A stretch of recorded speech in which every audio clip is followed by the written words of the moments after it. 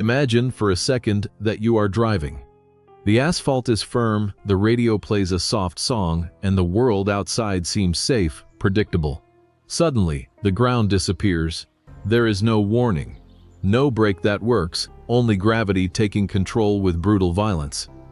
In less than 3 seconds, your vehicle stops being a mode of transport and transforms into a steel capsule falling toward the cold darkness of a tidal basin. The impact with the water is not like in the movies.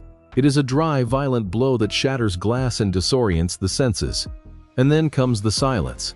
Suffocating, heavy silence, broken only by the sharp sound of water invading the chassis and the muffled noise of your own panic-stricken breathing. This is not a science fiction scenario. This is the visceral reality that Marcus faced on a chilly autumn afternoon. But this story is not just about a man trapped in a submerged car. It is about what happens when human hope runs out, and the only thing left is the unconditional loyalty of a creature that, biologically, should not be there. 5 meters below the surface, where sunlight is already a distant memory and pressure begins to compress the air in the lungs, something occurred that defied logic, physiology, and our understanding of animal instinct. A golden retriever named Cooper, a service dog trained to assist on solid ground, made a decision that no training manual could predict he'd of. Why are we so fascinated by stories of extreme survival? Perhaps because, deep down, we all fear that moment of total helplessness, that instant when we are completely at the mercy of the forces of nature. But there is a deeper, more disturbing question hovering over this account. What leads an animal, whose primary instinct is self-preservation and an innate fear of suffocation, to voluntarily enter a hostile environment where it knows, on some primitive level, that it may die? How can a dog, which lacks the physiological capacity to hold its breath for long periods under pressure, overcome the biological terror of having its lungs compressed by water to save its human? To understand the magnitude of what Cooper did, we must first reconstruct the moments that led to this abyss. Marcus was not just any driver. He was a veteran who depended on Cooper not only for companionship but to navigate a world that, due to his post-traumatic stress disorder, PTSD, often seemed hostile and unpredictable. The vehicle they occupied was adapted, equipped with manual controls and reinforced safety systems. However, no mechanical adaptation could protect them from the sudden structural failure of an old bridge, corroded by time and neglected by public maintenance. When the bridge gave way, Marcus's car plummeted. The fall was short, but terrifying. Upon hitting the water, the vehicle began to sink rapidly. Physics is relentless in these situations. Water, being much denser than air, invades any available opening. The doors, sealed by the growing external pressure, became impossible to open. The electric windows, in contact with the cold salt water, short-circuited almost instantly. Marcus, still dazed by the impact, fought against the seatbelt, his fingers trembling, his mind struggling to process the abrupt transition from terrestrial safety to aquatic chaos. As the water rose inside the car, reaching first his feet, then his chest, and finally his neck, panic began to set in. But beside him, Cooper did not panic. Or at least, not in the way we would expect. Dogs have a natural reflex to avoid total submersion. They are competent swimmers on the surface, but the idea of diving deeply, especially in turbulent, dark waters, goes against millions of years of evolution that taught them to keep their noses above water to breathe. Yet, Cooper remained calm. His eyes, fixed on Marcus, did not demonstrate the terror of a cornered beast, but rather an intense, almost surgical concentration. As the water reached the roof of the car, creating an ever smaller air pocket, the situation became critical. Oxygen was running out. Hypothermia began to drain Marcus's energy, making his movements slow and uncoordinated. It was at this moment, when Marcus's consciousness began to fail, that the narrative shifts from a tragic accident to an inexplicable miracle. Cooper, realizing his owner was losing the battle against imminent drowning, did the unthinkable. He did not try to escape alone through the broken windows. He did not swim to the surface in search of air. Instead, he positioned himself, prepared his body, and when the water finally completely covered the vehicle's interior, he dove. This initial act, simple in appearance but monumental in implication, is the starting point of our journey. We are not talking about a movie stunt. We are talking about a 30-kilogram animal facing the hydrostatic pressure of 5 meters depth, dragging an unconscious human body through twisted metal debris, all while fighting his own biological need to breathe. How was this possible? What was the mental mechanism that allowed Cooper to ignore the danger of death alarm firing in his brain? To answer this, we need to dive deeper, not just into the water, but into the science behind this act of interspecies heroism. Get ready, because what we will discover next will forever change the way you view the connection between humans and animals. To truly appreciate Cooper's feat, we need to dismantle canine biology and understand why what he did is, technically, nearly impossible. Most people assume that because dogs like water, and many know how to swim, they are naturally equipped for underwater operations. This is a dangerous misconception. The physiology of a dog is drastically different from that of a marine mammal, such as a seal or a dolphin, or even a human trained in apnea. First, let's talk about pressure. For every 10 meters of depth in water, pressure increases by 1 atmosphere. Although 5 meters may seem little to an experienced diver, for a dog, this pressure exerts significant force on the body's air cavities. A dog's ears are extremely sensitive. Rapid change in pressure during a sudden dive can cause bar trauma, rupturing eardrums and causing excruciating pain and severe disorientation. Furthermore, dogs' lungs do not collapse and re-expand with the same adaptive efficiency as marine mammals. When Cooper dove, his lungs began to be compressed by the surrounding water. The sensation would be similar to having a crushing weight pressing on the chest, hindering not just breathing, but blood circulation itself. Another crucial factor is the diving reflex. Humans and many mammals possess the diving reflex, which reduces heart rate and redirects blood to vital organs when the face comes into contact with cold water. Dogs also possess a version of this, but it is not as pronounced or effective as in trained humans. What does this mean? It means Cooper was consuming oxygen at an alarming rate while fighting the resistance of the water. Every movement of his paws, every muscle contraction to navigate the wreckage, burned the precious oxygen stored in his blood and muscles. The most formidable obstacle was not physical, it was psychological. The instinct for survival is the most powerful force in nature. For the vast majority of animals, total submersion signals immediate death. Panic is the standard response. However, forensic videos recovered from bridge security cameras and eyewitnesses show something extraordinary. Cooper did not panic. He exhibited what ethologists call cognitive suppression of fear. In simple terms, the emotional bond between him and Marcus was so strong that it overridden the neural fear circuit. How does this happen? Recent studies in animal neuroscience suggest that oxytocin, the hormone of love and bonding, can modulate the response of the amygdala, the part of the brain responsible for processing fear.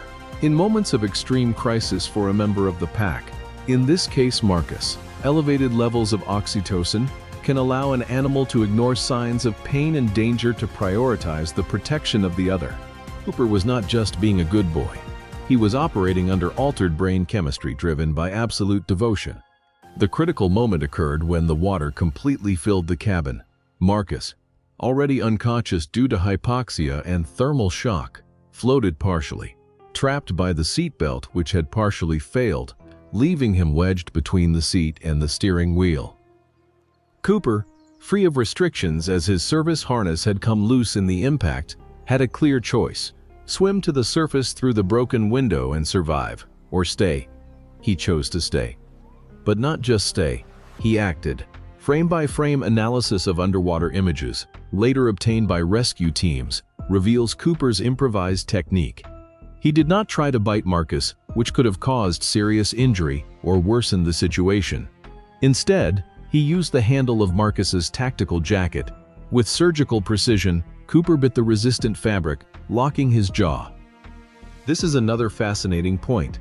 The bite force of a golden retriever is moderate compared to guard breeds, but the tenacity with which they hold prey is remarkable. Once Cooper locked his jaw, he did not let go. Navigating a dark, debris-filled underwater environment requires spatial intelligence that we do not normally associate with dogs. Cooper had to orient himself without clear vision, likely using touch and proprioception. awareness of body position in space. He pushed Marcus's body toward the side window, which had been shattered by the initial impact. Shards of glass represented a mortal cutting risk for both, but Cooper maneuvered Marcus's body carefully, avoiding the sharpest edges, demonstrating impressive tactile awareness. This block leads us to an unsettling realization.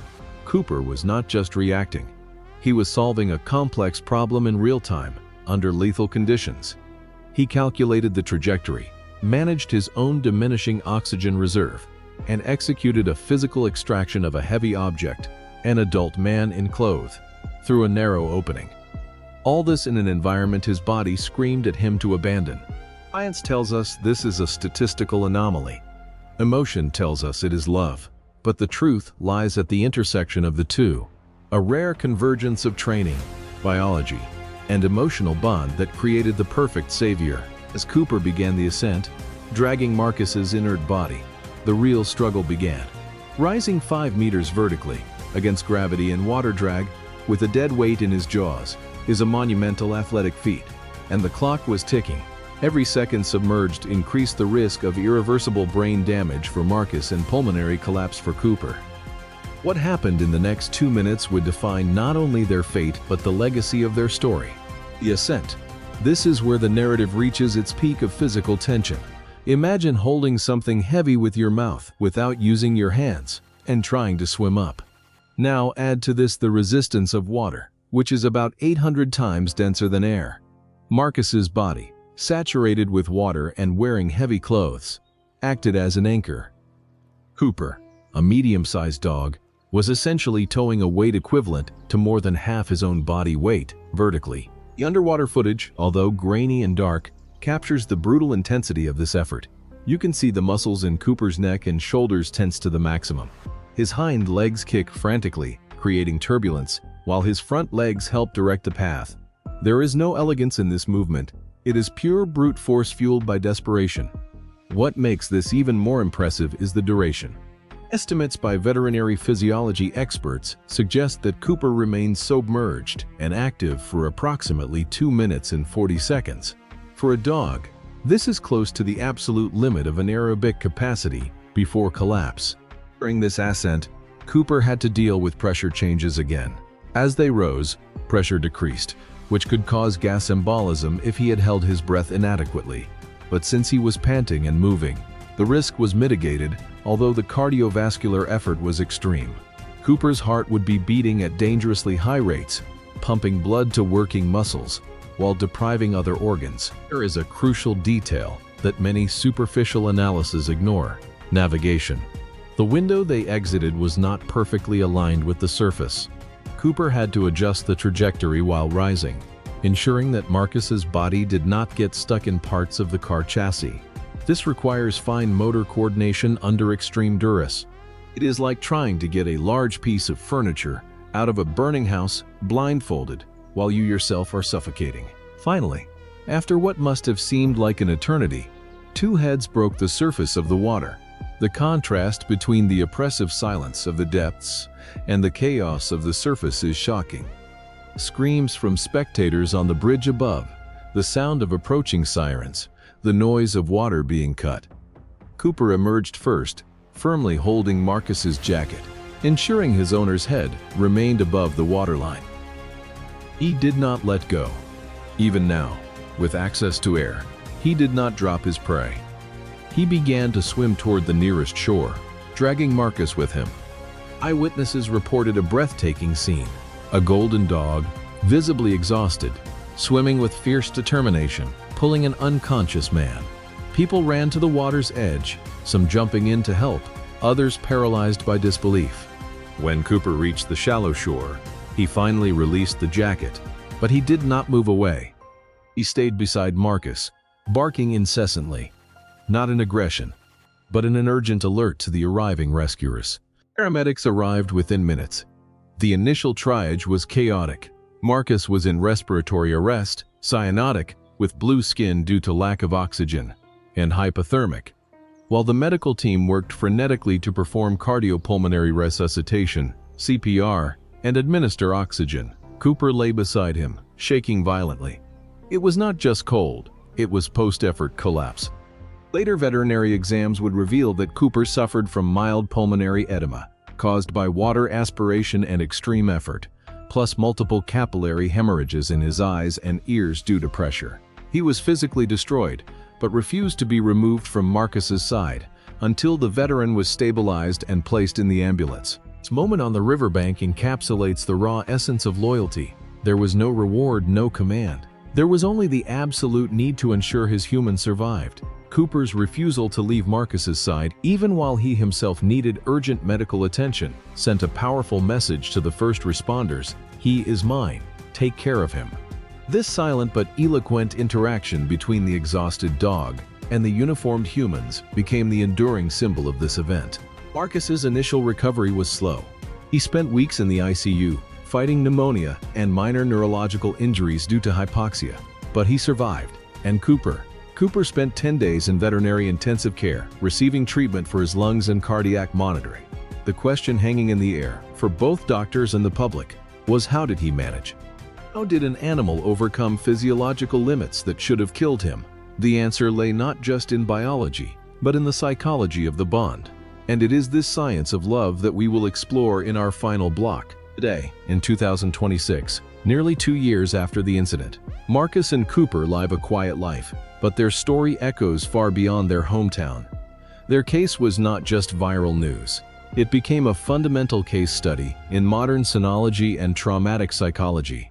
Veterinarians and service dog trainers around the world revisited training protocols, not to teach dogs to dive. This continues to be discouraged due to inherent risks, but to better understand the cognitive and emotional resilience capacity of these animals. Fidget Sarshav's defies decanters. The no bring tail to nature good. The brown baby or ribby. The side despeling to the blonde.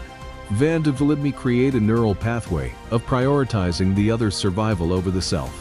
This challenges the traditional Darwinian view that the instinct for self-preservation is always supreme.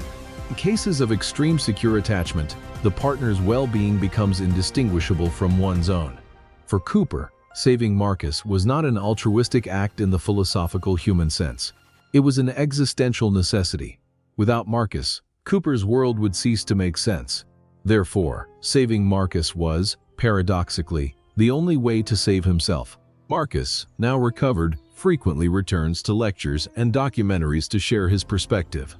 "I don't remember the water," he says in recent interviews. "I remember the darkness. And then, I remember feeling something firm on my jacket, something pulling me up when I had already given up. I knew, even unconscious, that it was him. It was Cooper." This blind trust, this absolute certainty that he would not be abandoned, is what defines their relationship today. Cooper, for his part, retired from active service shortly after his full recovery. He lives with Marcus, enjoying quiet days, light walks, and plenty of rest. His physical scars have healed, but the respect he commanded changed the public perception of what service dogs are capable of. He is not seen just as a support animal, but as a guardian, a protector with complex moral agency. This event also drove changes in vehicular safety regulations for people with disabilities, including the mandatory installation of automatic flotation devices in adapted vehicles in certain coastal regions. The potential tragedy was transformed into practical prevention, a tangible legacy of Marcus's near-death experience. But beyond science and policy, the emotional reflection remains. We live in an increasingly digital, disconnected, and cynical world. Stories like Cooper's force us to stop and reconsider the nature of loyalty. In an era where human relationships are often transactional, a dog's devotion is absolute, unconditional, and sometimes sacrificial. Cooper teaches us that love is not just a feeling. It is an action. It is the willingness to enter the dark, to face the suffocating, to defy one's own biology, all for the sake of another. What is the lesson for us, spectators? Perhaps it is the humility to recognize that we are not the most noble or capable species in all aspects. There is wisdom, courage, and an emotional depth in the animals with whom we share our lives that we frequently underestimate. Cooper did not think about heroes or medals. He thought about Marcus. And in that radical simplicity, we find a profound truth about what it means to care for someone. If this story touched you, if it made you look at your own pet with new eyes, or if it simply gave you hope in the inherent goodness of the world, then it fulfilled its purpose. We humans often forget the power of silent connection. Cooper reminded us. We would like to hear your opinion. Do you believe animals possess a moral consciousness that allows them to make altruistic choices? Or was it purely trained instinct? Leave your comment below. We want to know what you think. If you value stories that explore the border between science and emotion, that reveal the extraordinary in the ordinary, consider subscribing to our channel. Activate the bell so you don't miss our next documentaries, where we will continue to unravel the mysteries of human and animal resilience. Share this video with someone who needs to remember that, even in the darkest, coldest waters, we are never truly alone. Thank you for watching. Until the next dive into truth.